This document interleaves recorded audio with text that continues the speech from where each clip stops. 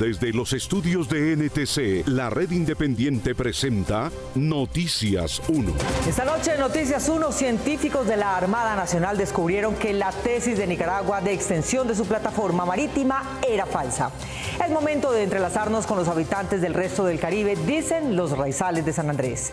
Óscar Iván Zuluaga le asignó toda la responsabilidad de su campaña de 2014 a su hijo David, y en 2023 Zuluaga y el fiscal dicen que no tenía ninguna. Otra reforma del gobierno propone modificar los servicios públicos garantizando un mínimo vital gratis para los más vulnerables. Por la prensa libre y el derecho que todos ustedes tienen a la verdad, Yo Soy la Red Independiente presenta Noticias 1 con Mónica Rodríguez y Mauricio Posada. Buenas noches y bienvenidos a la mejor información del fin de semana. Somos un medio independiente que, gracias a sus donaciones, continúa con el ejercicio periodístico libre y la defensa por la verdad. Recuerden que pueden apoyarnos con donaciones desde 10,000 pesos en baki.co/inclinada la Red Independiente. Y atención, quienes hagan aportes superiores a 150,000 pesos recibirán el buzo de la Red Independiente a vuelta de correo. Ingresa a baki.co/inclinada la Red Independiente, haz clic en patrocinar e ingresa el valor con el que desees apoyarnos. Tu apoyo es fundamental para nosotros. Y empezamos. Noticias 1 pudo entrevistar a uno de los hombres de mar que participó durante varios años en la investigación sobre las características geológicas de la plataforma submarina que Nicaragua reclamaba en La Haya para restarle a Colombia. En su grupo reside buena parte del éxito diplomático de esta semana. La ciencia detrás de la defensa de Colombia en la Corte Internacional de Justicia. Los fundamentos técnicos de la defensa de Colombia ante las pretensiones de Nicaragua en la Corte Internacional de Justicia de La Haya de extender su plataforma marítima sobreimponiéndose a la de nuestro país fueron aportados por especialistas de la Armada Nacional. Destruimos las pruebas técnicas de Nicaragua. Nicaragua aportó a la Corte supuestas pruebas de que su plataforma continental iba más allá de las 200 millas desde sus costas, es decir, que existía un continuo geográfico natural que soportaba su tesis de que esa plataforma era nicaragüense y no colombiana. El capitán Germán León de la Armada Nacional fue miembro destacado del equipo de defensa de Colombia en La Haya. El estudio de nosotros consistía en destruir la tesis de ellos de que llegaba hasta acá, imagínense. 10 años de investigación y elaboración de estudios de la Armada que con grupos especializados de sus analistas exploraron la cuenca del Caribe colombiano a más de 4,000 metros de profundidad le permitió a Colombia presentar en la Corte la prueba reina. Nosotros tenemos unas pruebas técnicas que demuestran que hay una interrupción de esa plataforma, tenemos una ruptura del suelo marino que se va hasta el norte, hasta las islas de Bajo Nuevo y Serranilla, y que interrumpe esa prolongación natural de Nicaragua. Desde los buques de la Armada con mayor capacidad tecnológica, los marinos, buzos y expertos en análisis de formaciones marinas de profundidad, Colombia demostró con evidencia científica que no existía una prolongación natural de la plataforma nicaragüense que se adentrara en el archipiélago de San Andrés y Providencia. Hay una interrupción, esa es la fundamental, de la plataforma de Nicaragua a través de la depresión Providencia y el escarpe de Pedro.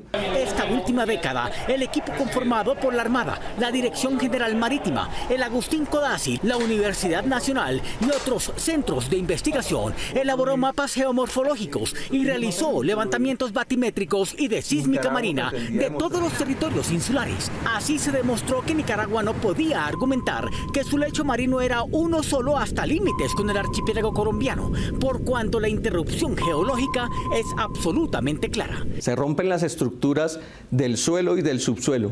El capitán León aclaró que cada kilómetro objeto de litigio fue definido mediante la elaboración de mapas con equipos de alta resolución y que Nicaragua se había asesorado con importantes expertos del mundo.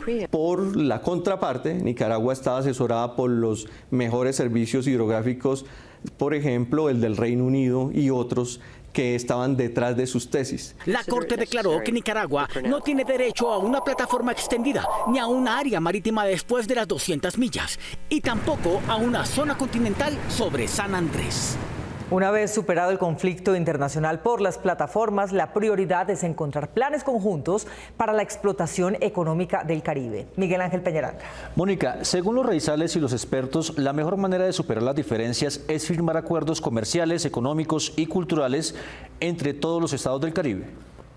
Después de la decisión de la Corte de La Haya que negó a Nicaragua una nueva delimitación de la plataforma continental extendida, el panorama económico y social toma un nuevo rumbo para las comunidades en el archipiélago, siempre y cuando se desarrollen planes conjuntos con el gobierno Petro.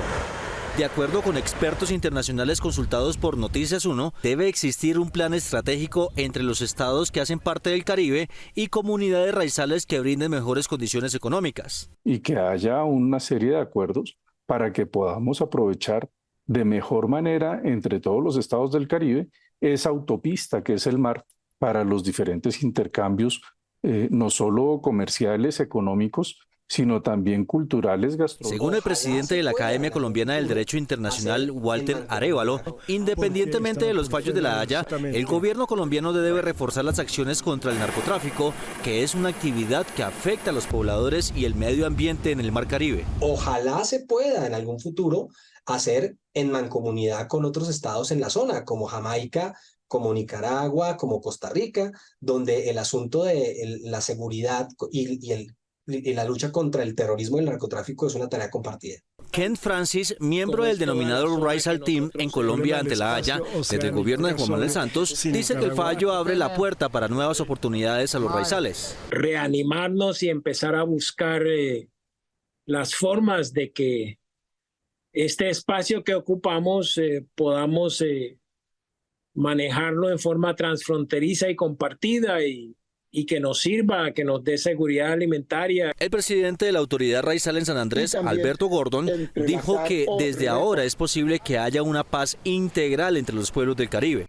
Y también entrelazar o reforzar esos lazos con el resto del Caribe, que podamos soñar con el Gran Caribe y que nuestros lazos permanezcan por mucho tiempo. Agregó que aunque estaban pesimistas por la última decisión que tomara La Haya, esperan que con lo que resta del gobierno Petro se estructuren políticas públicas que beneficien a la población raizal. Creemos que los raizales nos asiste el derecho, tenemos el derecho de participar en todas las decisiones que nos puedan afectar. Y en este caso, empezar con mesa de trabajo con el gobierno es fundamental. Se espera que esta semana tanto raizales como representantes del gobierno sostengan reuniones para estructurar planes de sostenibilidad alimentaria, turismo y seguridad. La primera de las celebraciones del Día de la Independencia este jueves será en San Andrés. El presidente Petro estará en el archipiélago celebrando los 200 años de la Armada Nacional y presidiendo un desfile antes de viajar a Bogotá para instalar el Congreso y presidir un desfile más pequeño que el tradicional. El desfile militar en conmemoración del Día de la Independencia, que se llevará a cabo en varias capitales del país, tendrá como escenario principal este año a San Andrés. La celebración del 20 de julio en el archipiélago, que iniciará a las 9 de la mañana y que el gobierno ha llamado la fiesta por la soberanía, por el reciente fallo de la Corte Internacional de La Haya, que favoreció a Colombia al negarle a Nicaragua la pretensión de extender su plataforma marina afectando la nacional, contará con la presencia del presidente Petro. La isla de San Andrés. El jefe de Estado no podrá viajar a Bogotá a tiempo para asistir a la marcha que se realizará de manera reducida en la capital, pero sí regresar ese mismo día cuando se instalan las sesiones legislativas ordinarias del Congreso. El jefe de la Casa Militar será la primera vez que el mandatario asista en su calidad de presidente de la República a una apertura de sesiones del Parlamento y la primera vez que vuelve al Capitolio después de haber sido senador durante varios años y después de haber sido elegido primer mandatario de la nación. Uniremos entre todos y todas. Petro no es el único que ha presidido desfiles militares del 20 de julio fuera de la capital. La conmemoración del Día de la Independencia se ha realizado en 2007, 2008, 2009 y 2013 en San Andrés, Leticia y Tame, con la presencia de los entonces presidentes Uribe y Santos. El desfile de Bogotá será reducido y no habrá participación de personal diferente al uniformado. Según lo han dicho los veteranos que se organizaron para marchar un día antes, 19 de julio, hacia la Plaza de Bolívar, no asistirán. Aunque lo hicieron como rechazo al gobierno, no sabían que su gesto sería poco notorio, por cuanto, como se dijo, el jefe de Estado estará en San Andrés. El recorrido del desfile en la capital será similar al del año pasado, por la avenida Boyacá desde la calle 153 hasta la 127. Este fin de semana, personal de la Armada fue trasladado en aviones Boeing de la Fuerza Aérea desde Cartagena, Barranquilla, Coveñas y Cali a Bogotá para celebrar los 213 años de la independencia de Colombia y también el bicentenario de la Armada Nacional. Más allá del instinto paternal con el que Óscar Iván Zuluaga pretende proteger a su hijo, en los expedientes hay evidencias claras de que él viajó a Sao Paulo para la reunión con Duda Mendoza, en la que se fijaron sus honorarios y la forma de pago y que firmó las cuentas ocultándolos. El 30 de enero de 2015, cuando la Fiscalía comenzó a preguntar por Odebrecht, Óscar Iván Zuluaga puso en evidencia a su propio hijo, señalándolo como responsable financiero de la campaña. Negó 3 veces saber lo que firmaba o contrataba a su hijo y gerente. Mi hijo David, en su calidad de gerente, dará todas las explicaciones sobre este tema en su interrogatorio ante la Fiscalía. ¿Quién tenía dentro de la campaña capacidad para contratar? David era la persona autorizada para firmar contratos.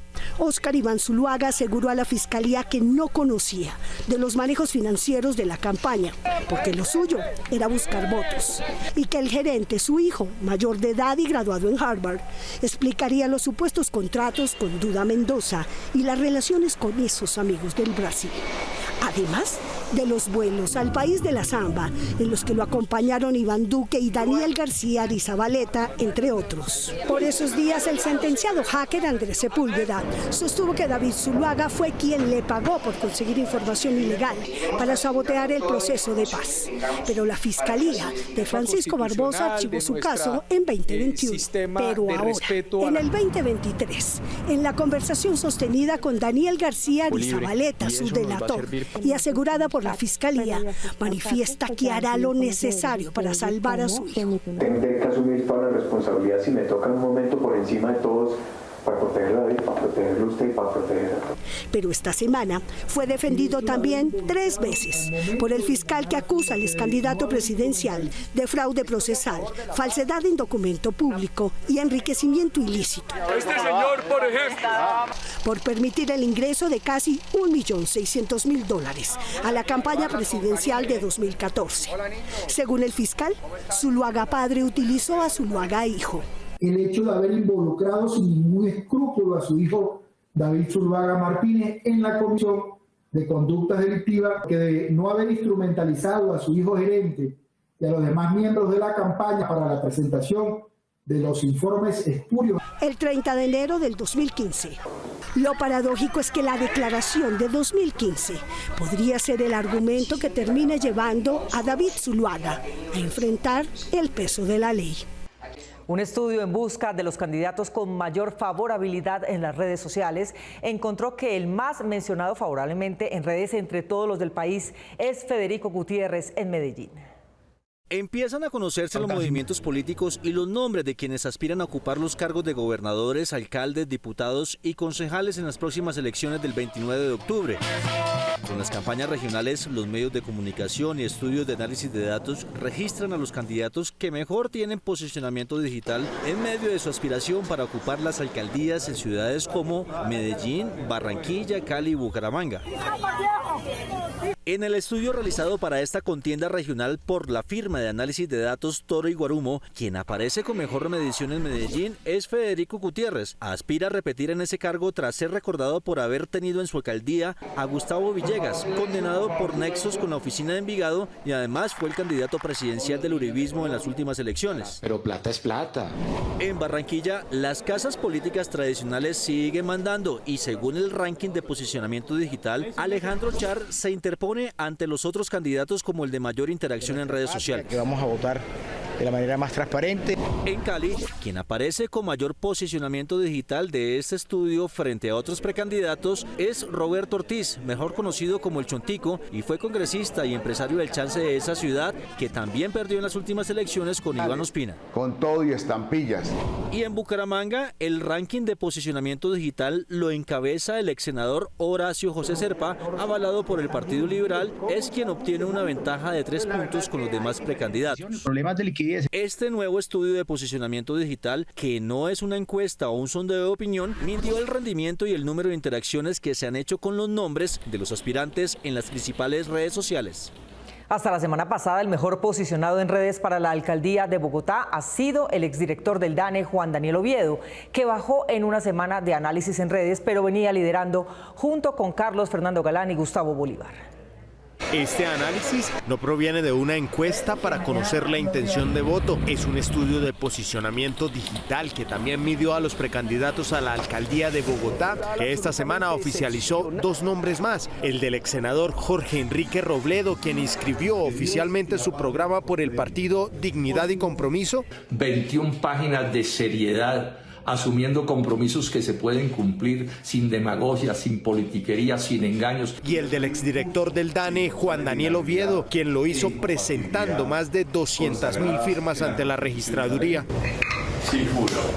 Nombres que se suman a los de Diego Molano, exministro de Defensa de Iván Duque, Rodrigo Lara, también ex senador y que continúa recogiendo firmas por las calles de Bogotá. Por eso vamos a trabajar por una Bogotá más justa. Carlos Fernando Galán y Gustavo Bolívar, que esta semana propuso a líderes de izquierda una lista para elegir a un único candidato, pero que no fue bien recibida en su partido. Pues obviamente bienvenido es. Según este ranking de posicionamiento digital que mide el impacto en redes sociales, muestra que entre el 1 y el 30 de mayo, el candidato mejor posicionado es Juan Daniel Oviedo con el 9.4%, seguido de Carlos Fernando Galán con el 8.2% y Gustavo Bolívar con el 7.8%. En el segundo corte, que corresponde del 30 de mayo al 5 de julio, las interacciones tuvieron un leve cambio.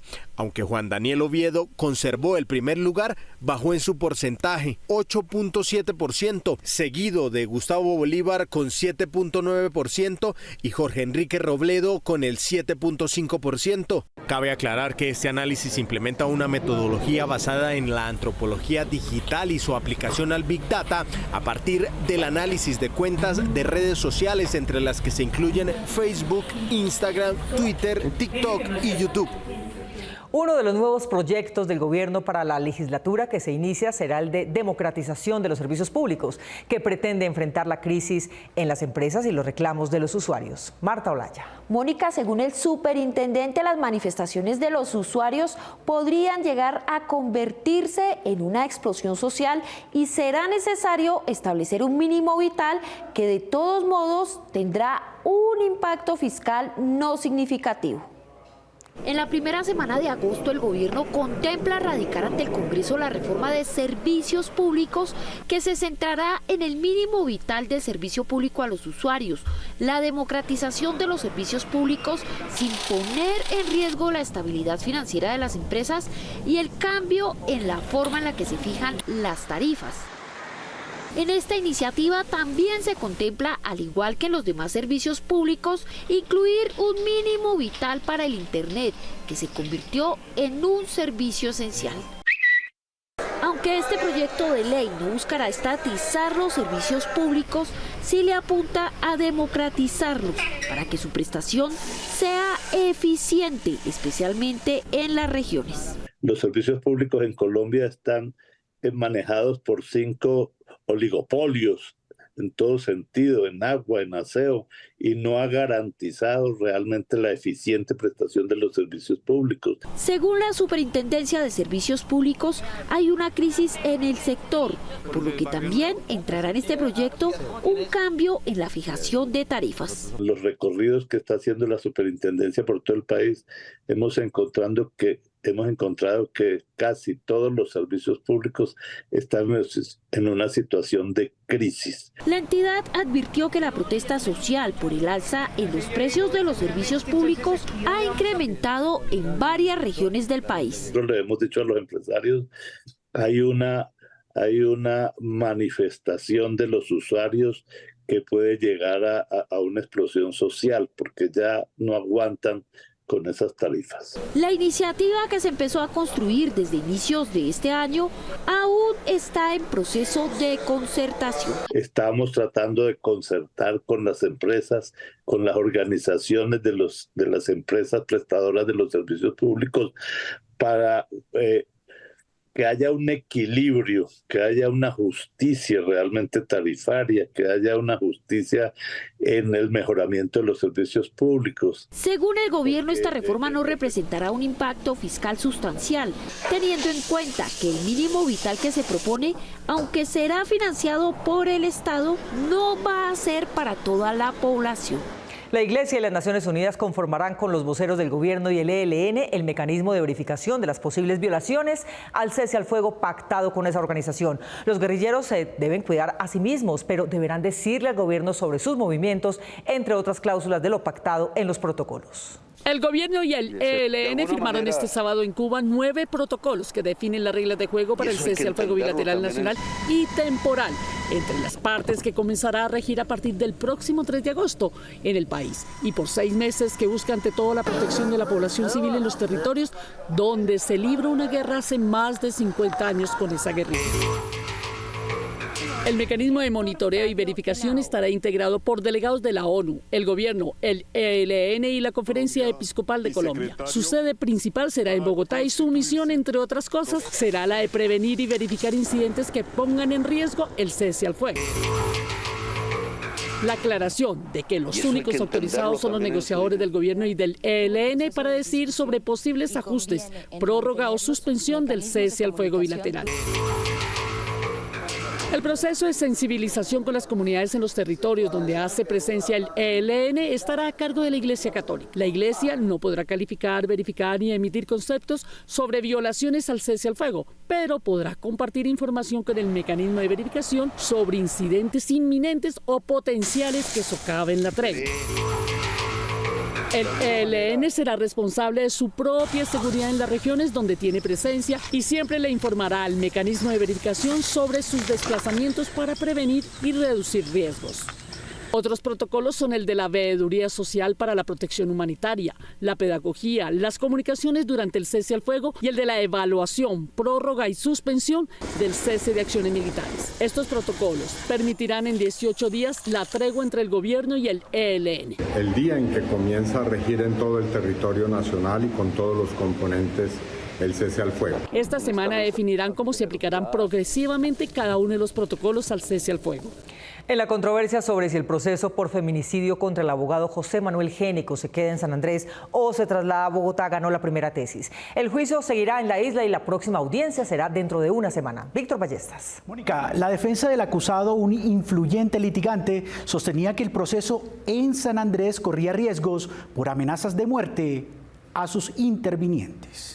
El Tribunal Superior de San Andrés, en esta providencia conocida por Noticias 1, decidió mantener en la isla el proceso de José Manuel Génico, investigado por el asesinato de su esposa, y no en Bogotá como lo solicitaba su defensor. Rechazar de plano la solicitud de cambio de erradicación presentado dentro del proceso penal adelantado en contra de José Manuel Génico Valencia por el delito de homicidio, tráfico, fabricación o porte de armas de fuego y otros, que se tramita en el Juzgado Primero Penal del Circuito de San Andrés Isla. La solicitud tiene que ver con eventos relevantes que, según el defensor de Génico, representan un grave riesgo de muerte para todos los intervinientes. Los representantes judiciales de las víctimas y Fiscalía endilgan a la petición una manifestación contraria a la realidad y una serie de maniobras dilatorias y hechos infundados en busca de lograr una eventual libertad por vencimiento de términos. Aclaró el magistrado que el cambio de erradicación como excepción a las reglas procede cuando se acredita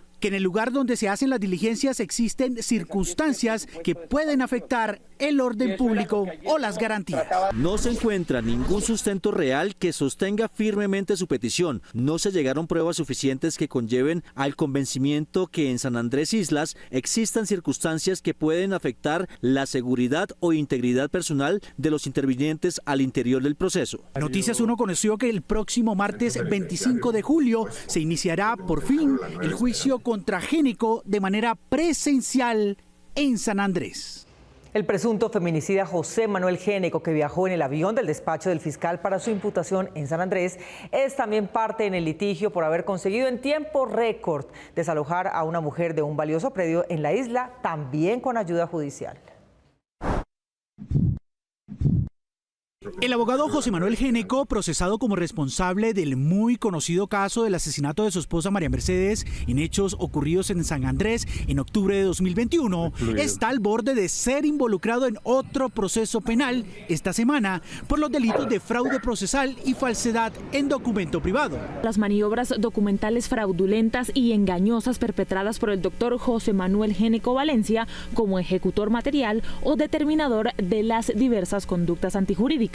Según las pruebas que reposan en el expediente al proceso penal, cuyo número de noticia criminal es 0259, que cursa en la Fiscalía Primera de San Andrés desde 2018, fue vinculado el abogado Géneco, que habría aprovechado sus contactos e influencias en las islas, en donde reside y trabaja hace varios años, para despojar a la señora Lilia Rosa Castrillón Franco de un valioso predio ubicado en la isla de manera fraudulenta. Se decretó a favor de la señora Lilia Rosa Castrillón Franco prescripción adquisitiva del dominio sobre el inmueble ubicado en el sector Port Arthur. La demanda fue presentada hace 13 años, en 2010, por la señora Castrillón Franco. El demandado inicial no era Géneco, sino un libanés residente durante un tiempo en San Andrés, quien falleció el 11 de septiembre de 1998 en su país. Él había dejado poder de representación en sus negocios a su hijo Adel, que solo se interesó en el asunto legal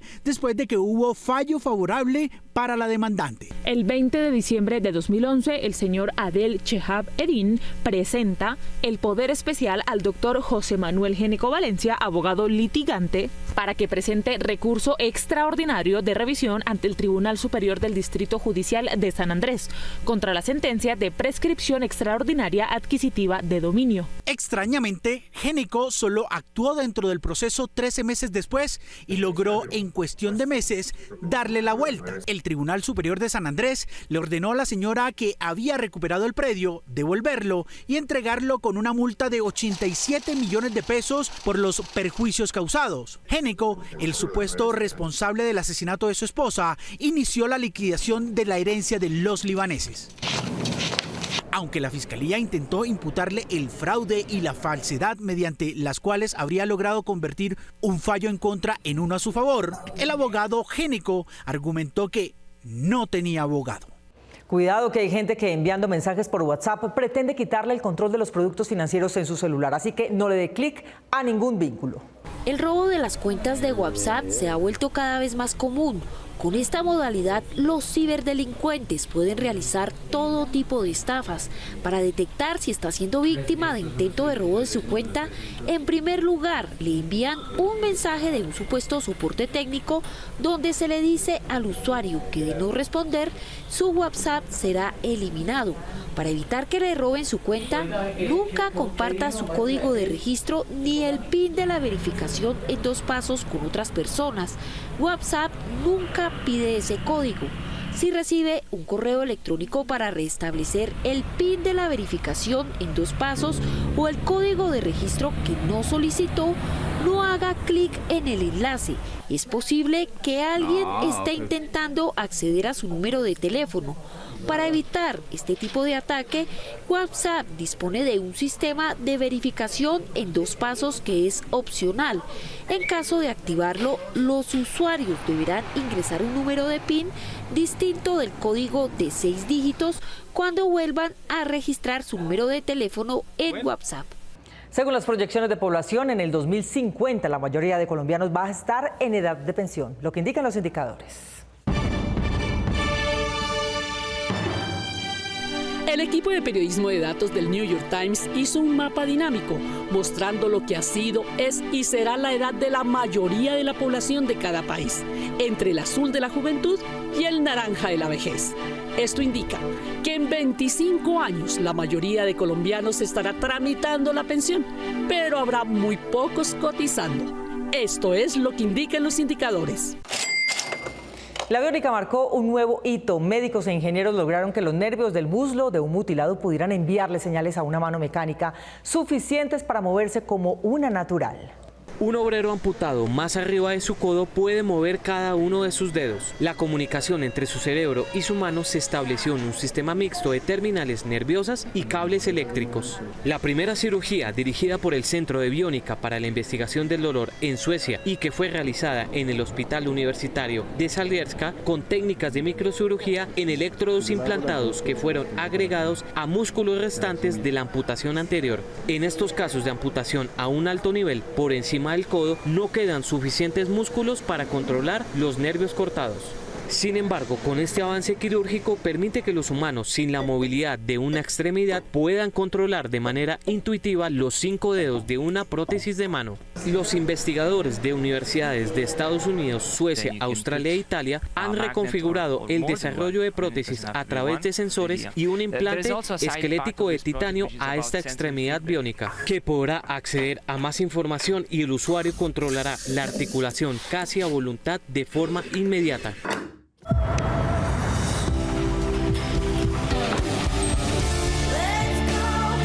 Nadie te da más que Movistar Empresas. Los jóvenes que se están independizando u organizando su vida en pareja se enfrentan al dilema de comprar o arrendar. Aquí los más y los menos de cada opción. En el momento de independizarse o cuando las personas deciden formar una familia, existe la duda si es mejor arrendar o comprar un inmueble. Los expertos manifiestan que este año la compra de vivienda ha aumentado, pero la decisión depende de cada familia y cada necesidad. Hay personas que en este momento están trabajando a través de sus temas educativos, formativos y otros que tienen la intención de empezar un emprendimiento. A estas personas nuestra recomendación sería la posibilidad del arrendamiento. Para quienes tengan un futuro estable y vean un desarrollo a largo plazo de sus proyectos personales, lo mejor es la compra, pues es un activo que se capitaliza, es patrimonio que además hará que la familia tenga beneficios financieros. Lo más importante es hacer revisión de su capacidad adquisitiva. Recordemos que para comprar vivienda necesitamos un crédito hipotecario. Ese crédito hipotecario depende de los hábitos financieros que tenga cada una de las familias. Los expertos recuerdan que comprar casa no es sinónimo de tener una gran cantidad ahorrada, sino de determinación, pues entre 36 a 48 meses es lo que se está demorando una familia en el proceso. Luego de la pandemia, el mercado se está nivelando nuevamente y las tasas de interés ya están bajando. A las 9 de la noche Colombia enfrenta a China, en el que será su último partido de preparación antes de afrontar el Mundial, que se inicia este jueves 20 de julio. En pocos minutos y tras la preparación, Colombia está lista para su partido previo a la competencia. Con ansias también de jugar ahorita este partido amistoso también con China y hacer las cosas de la mejor manera. Por ahí empezar también, creería que ya en tierras australianas con una victoria sería un punto a favor para nosotras para ese primer partido en nuestro Mundial. La defensa del Atlético Mineiro destaca temas en la concentración con el equipo. En tener la calma por ahí si el resultado está a nuestro favor y quizás si en algún momento puede estar en contra, trabajando nuestras virtudes, los que nos ha caracterizado. Y así ven su camino al objetivo. El primer paso es ganar ese primer partido, ¿no? Obviamente pasar nuestra primera llave y ahí para allá cada partido va a ser siempre una final para nosotras y deseamos obviamente estar en esa final y poder ser campeonas del mundo. Sobre su experiencia del Mundial, opina Ana María Guzmán. Una experiencia muy bonita, otra oportunidad para brillar y dar lo mejor de nosotras. Acerca de la jugada que detuvo el amistoso con Irlanda, ¿fueron claras? Una jugada muy fortuita, pues el fútbol es de contacto, el fútbol es de dar y entregar. O sea, tú das y tienes que tener la perspectiva de que te van a dar también. Una jugada adversa donde, o sea, el fútbol es de contacto, ninguna de nosotras va con mala intención porque también nos preparamos para un mundial, pero creo que ellas lo interpretaron de otra manera. China será el termómetro final para las dirigidas por Nelson Abadía, que esperan su debut ante las surcoreanas el lunes 24 de julio a las 9 de la noche, hora de Colombia. En empate por decisión finalizó el combate por el título latino de la AMB entre Mónica Henao y Diana Ayala, disputado en Bogotá, pero este resultado no desvanece el gran sueño de la boxeadora llanera que reside en Panamá. Suena la campana y llega a su fin el descanso para esta púgil de las 140 libras. A medida del tiempo he adquirido un poco más de fuerza también en la pegada. Y es que el boxeo femenino profesional se ha ido posicionando. Ahora Mónica Henao piensa en grande. Después de una quinta, sexta pelea que vayas invicta, ya tienes la oportunidad de pelear un título mundial o un Fede Latin. La colombiana ya peleó por un título orbital en el que cayó por decisión en Ciudad de México. Muy emocionante, una gran rival, es zurda. Siempre se dificulta un poco más pelear con zurdos. El inicio de la intocable, como se le conoce en el mundo del boxeo a Mónica, no fue precisamente en este deporte. Basquetbolista, desde los 10 años estoy haciendo deporte, hice un poquito de atletismo, de salto largo. En su casa todos la apoyan, aunque con cierto temor. Una de las que más sufre es mi mamá, porque ella dice, pero si ya eres modelo, quédate ahí. Yo, bueno, mamá, de toda mi vida he querido ser deportista. A la par, desarrolla su carrera de modelaje, pero cuando sube al ring, tiene su forma de lucir. Soy estilista, me gusta mucho manejar el ring, mantener la distancia con mi rival, ya que me cuido bastante pues del rostro. Mónica Henao sigue con sus combates, como el recién disputado en Bogotá, apuntando a volverse retadora por el cetro orbital en la comisión que mejor la escalafone. Hoy, día de la Virgen del Carmen, el desfile de la Asociación de Camioneros en Pasto fue interrumpido por un habitante de calle exaltado que se trepó en el altar rodante con la intención de destruir la imagen de la Virgen María que llevaban los partícipes en la celebración. Intentaron defender su ícono y el agresor tropezó en su huida para ser golpeado por la multitud. Los atacantes se arrepintieron solo cuando la policía pudo protegerlo. ¡Le arrancó la cabeza al niño! ¡Hola! Contra de la religión.